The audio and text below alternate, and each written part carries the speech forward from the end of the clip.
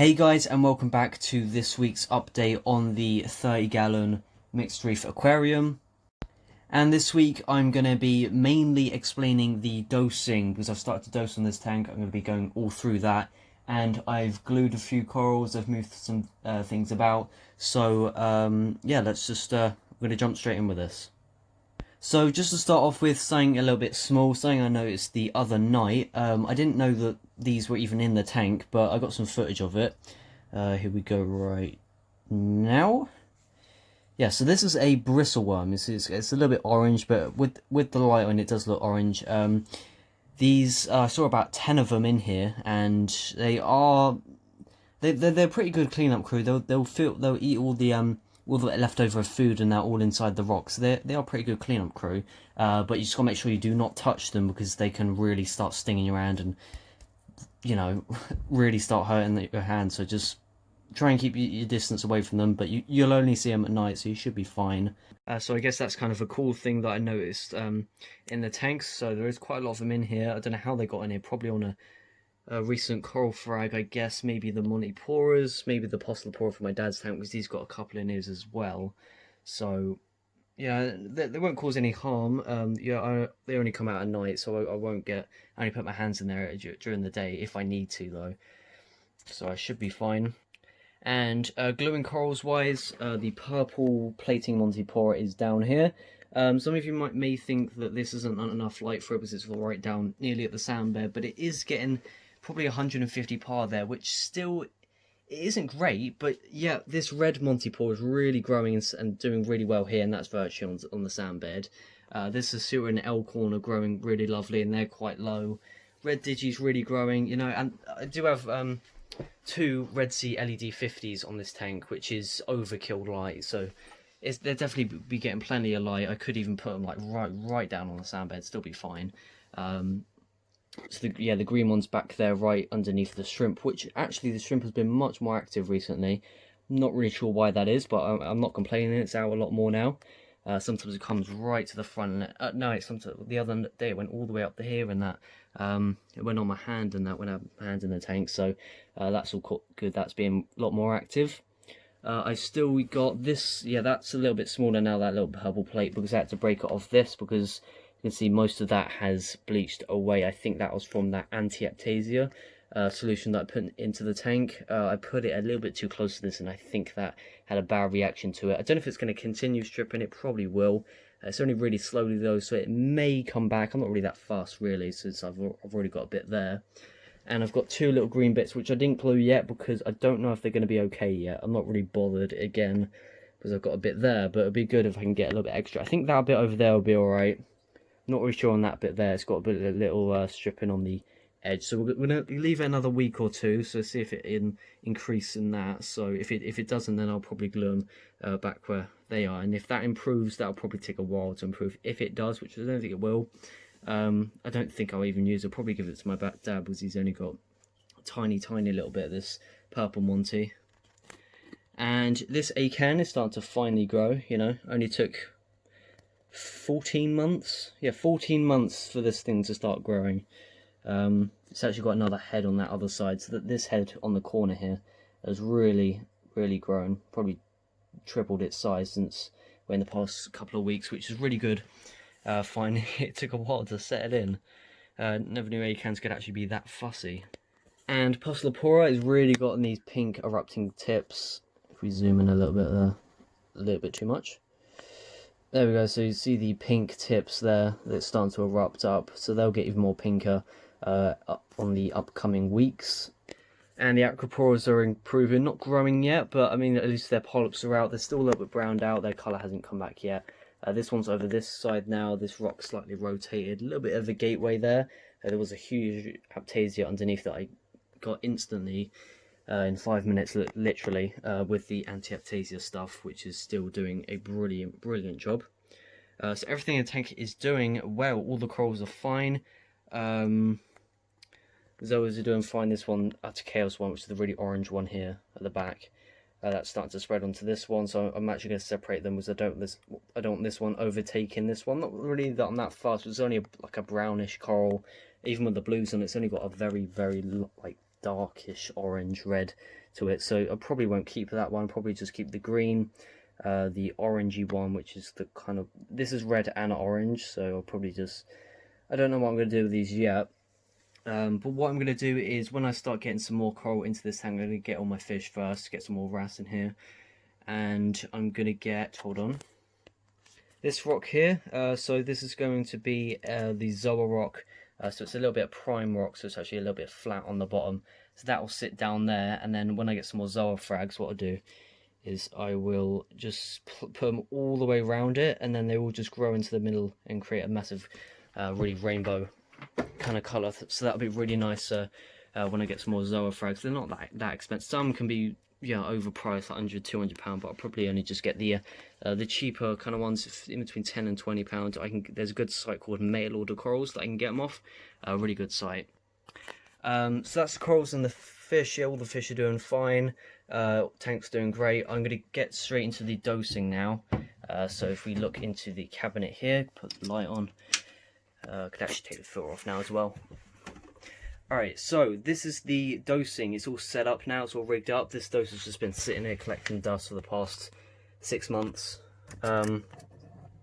It's the TMC Doser 2 channel. I only really need a 1 channel, really. So I'm only dosing...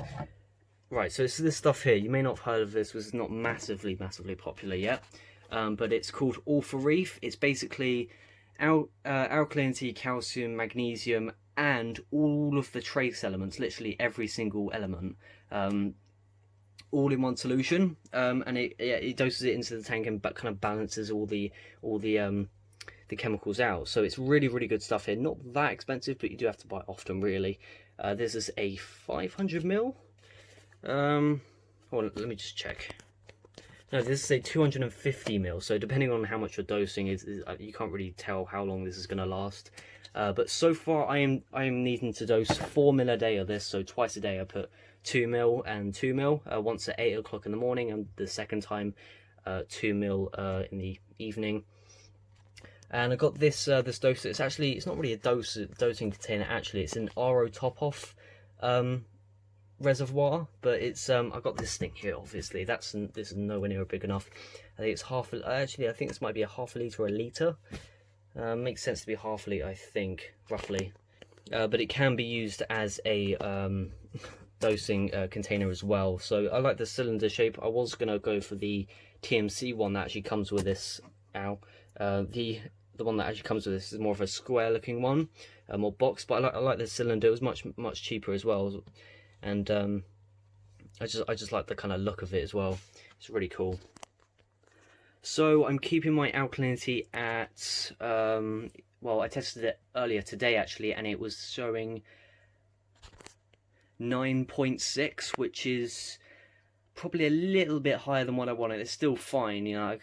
As long as it goes up slowly and comes down slowly, you know. As long as it doesn't do a sudden jump, I should be fine.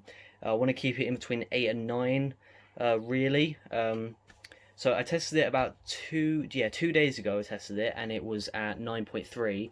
2 days later it's at 9.6, so it's slowly coming up. So that's when I was dosing 6ml a day.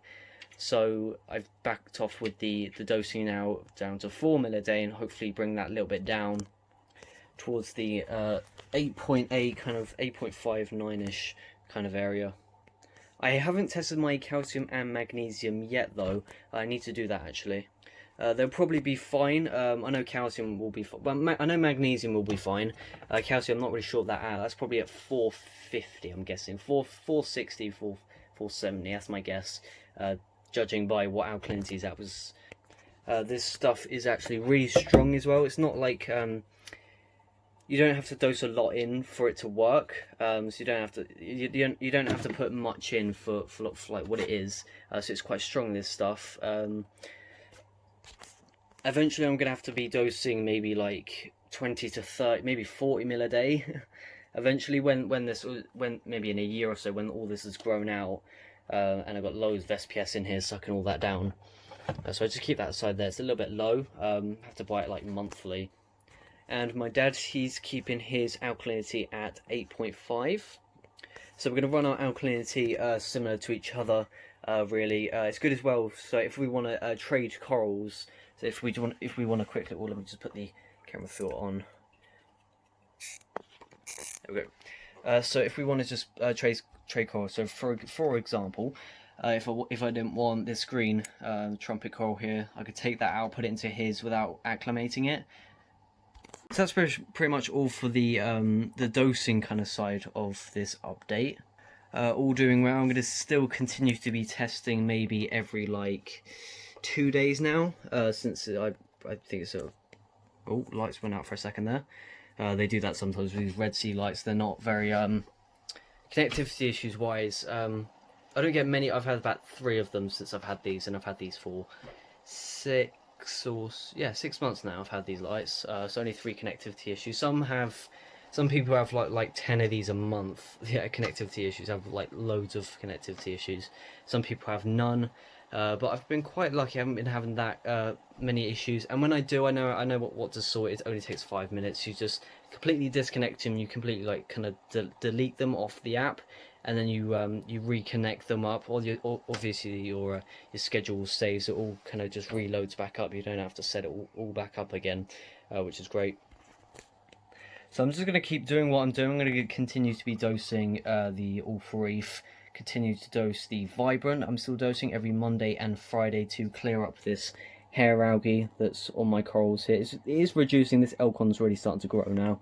That was really suffocated in hair algae. If I left that another couple of weeks, and that would have the whole algae would have started to grow right over it and suffocate and probably killed it. So it's good I acted fast on that. And I'm also dosing in the Red Sea's AB+, which is a coral food. I did do a video on that a couple of weeks ago. Still dosing that in once a day, 4 mil. Corals are definitely... I've had a little bit of a reaction from them. This is really puffed up more. More polyp extension mainly is really puffed up more. This is really expanded. Duncan's all happy. Everything's really happy. I haven't seen a change in rate of growth, but maybe this Elcon's been a little bit happy. Maybe the AB Plus has just given it that little extra boost, a little bit of happiness. Maybe just kicked it off. This is really starting to grow now. Since it was a tiny frag, I've had this for quite a while, but smaller frags take a longer time to start growing. And the GSP at the top, let me get a close up. There we go. It's really long tentacled, as you can see. This GSP does like, which meaning GSP stands for Green Star Polyps, by the way, if you didn't know that. It's a soft coral. It's got really long tentacles. It's really luminous green, growing like mad. Actually, so you can see there, it's growing out of the water. So when it reaches its full, it's kind of the top of the water surface. The GSP only grows up, by the way. It goes all the way up, and then it will start fanning out to the sides, which you can see it's doing here. So you can see on the sides the white edge. See that on that side, and on this side it's starting to grow out to the sides. So eventually I'll end out with a massive, great big bar of GSP at the top, which will look really nice. I could make the whole back wall green, but I don't want all of that because that will start interrupting with some corals. For instance, this aquapora would end up growing towards the back wall. GSP would grow into it and start annoying it. I don't want the whole back wall green as well. It just wouldn't look all that. So I don't want it massive. Flow wise, I'm keeping half power, so that's a little over 4,000 litres now, which is it's enough for this tank. It's only a little over 100 litre tank, so I don't need massive flow. I could actually jack that up. You know, I'm going to just jack it up now, just one dot, an extra like 800 litres an hour there. Skimmer's still on. I've raised it up to clear up the surface film, so you can see it's nice and crystal clear, nice and shimmery. You know what, let's take this lid off actually. I really don't know if this is going to pick up on camera, but I'm going to stay really quiet, see if you can hear this. That's the skimmer, if you can hear that. I'll watch this video back and see whether or not you can actually hear that. Probably not. Maybe sound a little bit quiet, but it is quite loud. I am going to take it into my local fish shop. Actually, I'm going to say local. It's about nearly an hour's drive. It's not, well, it's about a 50-minute drive, not too bad. Take it over there. Let's see what they think of it, because I really don't know what the issue is with the skimmer. Maybe there's lack of organics in the water. Maybe I need to add some more fish. I really don't know what it is. I've tried everything. So see, I've got quite good water agitation. I usually don't look at the water surface. It's very ripply here. So you've got the return pump here with the 600 litre, I think it's 550 litres now actually. I've taken the filter floss pad out and I'm just using a sponge there now. Seems to last a little bit longer, and it's a lot easier to clean out instead of change the pad out. Really, I prefer doing it this way, and it does give a little bit more water push through towards the biological as well, and it gives this a little bit more flow as well. So if this is more free, more water can go down and up and into this return pump, and it will flow out a little bit more quicker. So again, I know it's been like the third week in a row I've had quite a long video. I am going to try my best to keep them to under 10 minutes if I can. It's just a lot to explain, a lot to do for this week, so before I keep blabbing on, I'm going to end the video right here. But next week, as usual, I don't really know what it's going to be. I get still on the hunt for a couple more wrasse, maybe a yellow chorus. I was thinking of dwarf angelfish, but I don't think so. I think they're a little big, and I don't know if I want to take that risk with coral as well. So I'll see you guys next week with, I guess, a surprise video. I have no idea what it's going to be, so I'll see you then. Bye.